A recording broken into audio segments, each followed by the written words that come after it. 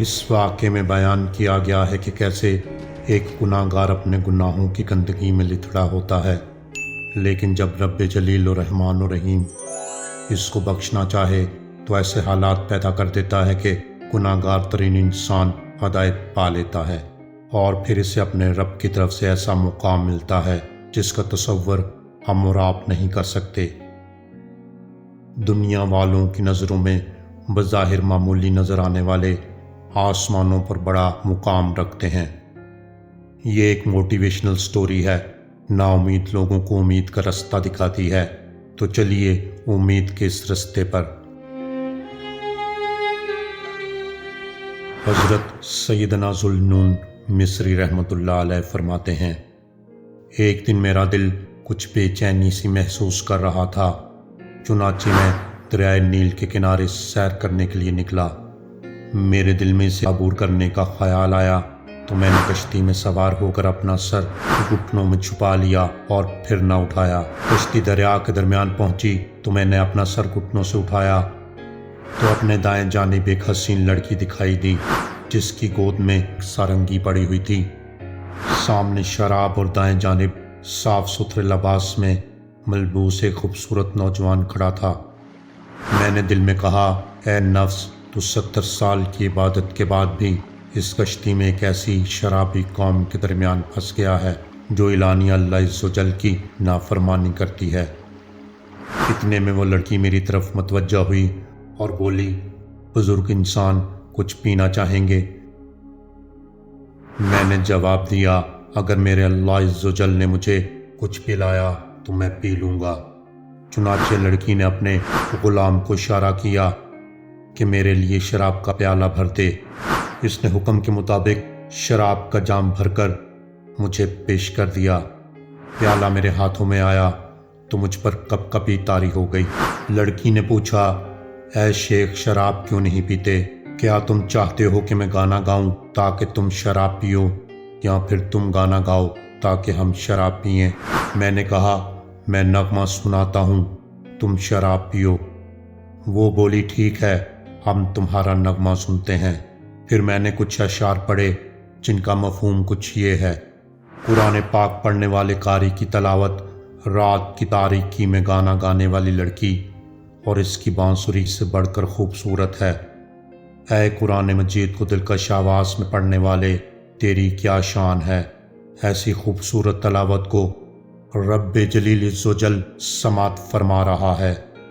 تیرے آنسو بہہ رہے ہیں، رخسار مٹی سے لت پت ہیں، اور دل محبت الہی عز و جل میں مگن یہ کہہ رہا ہے، اے میرے مالک و مولا عز و جل، مجھے گناہوں کے بوجھ نے تجھ سے غافل رکھا، میرے گناہ بخش دے کیونکہ اب یہ بہت بڑھ چکے ہیں۔ اے میرے رب جلیل عز و جل، تو نے ہمیشہ میرے عیبوں پر پردہ ڈالا، بس ایسے قاری قرآن کا ٹھکانہ کل باروز قیامت جنت میں ہوگا، اور وہ قرب الہی عز و جل پائے گا اور اپنی رفیقہ جنت کے ساتھ رہے گا۔ اے اس کے لیے بہترین اختیار کرنے والے جو تجھے اختیار کرتا ہے۔ جب اس لڑکی نے ایسے پراثر اشعار سنے تو بے ہوش ہو کر گر پڑی۔ جب افاقہ ہوا تو ریشمی لباس تبدیل کر کے سارنگی توڑ دی اور شراب دریا میں بہا دی، اور پھر عرض کرنے لگی، اے محترم بزرگ، اگر میں توبہ کر لوں تو کیا اللہ عز و جل میری توبہ قبول فرما لے گا؟ میں نے کہا، کیوں نہیں، مقدس کتاب میں اللہ عز و جل خود ارشاد فرماتا ہے، اور وہی ہے جو اپنے بندوں کی توبہ قبول فرماتا ہے اور گناہوں سے درگزر فرماتا ہے۔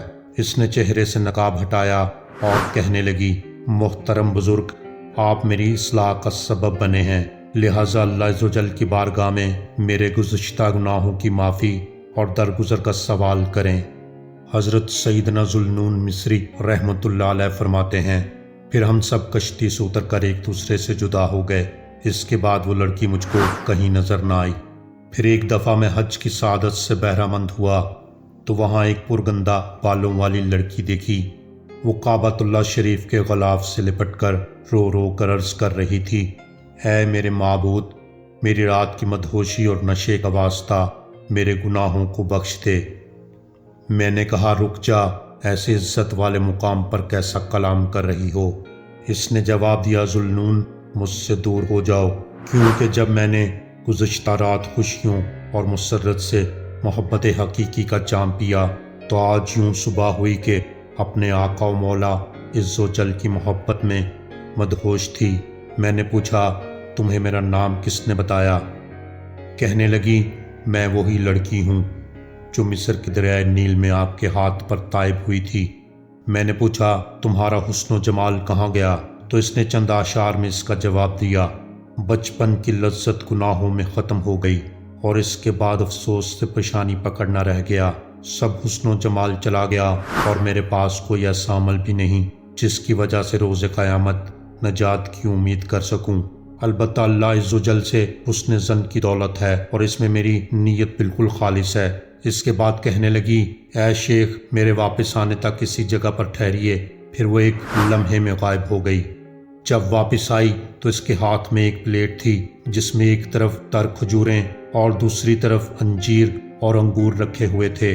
اس نے پلیٹ میرے سامنے رکھ دی۔ میں نے اپنے دل میں سوچا، 70 سال عبادت کرنے کے باوجود میں اس مقام تک نہ پہنچ سکا جہاں پر یہ لڑکی چند دنوں میں پہنچ گئی۔ پھر کہنے لگی، اے شیخ، جب میں نے بارگاہ الہی عز و جل میں حاضر ہو کر گناہوں کا اعتراف کیا اور سچی توبہ کی تو اس نے مجھے سچا توکل عطا فرمایا۔